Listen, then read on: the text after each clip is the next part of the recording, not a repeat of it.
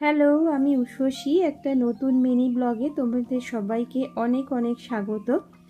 আজকে ডিউটি থেকে ফেরার পরে আমার বাগানে কিছু দৃশ্য তোমাদের কাছে তুলে ধরলাম।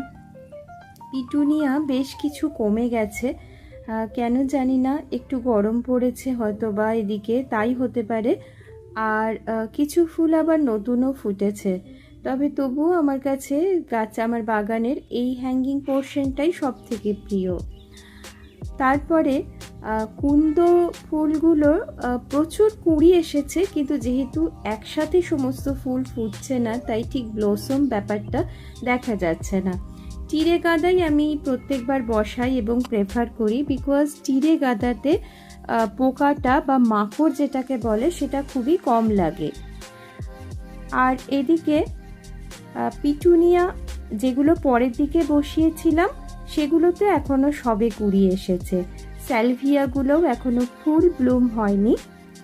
আর আমি একটা কাজ করি, সেটা হচ্ছে যখন গাছগুলো ছোট থাকে তখন ডিএপি মানে ড্যাপ আমি কিছুদিন ছাড়াই দিতে থাকি।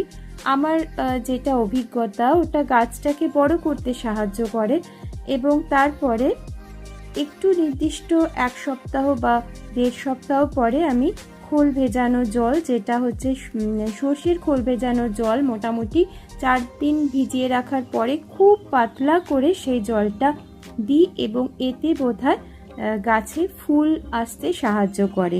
আরেকটা জিনিস, গাছের কখনো ওভার ওয়াটারিং বোধহয় করা উচিত নয়, তার কারণ ওভার ওয়াটারিংয়ে ফুল বেটার হয় না।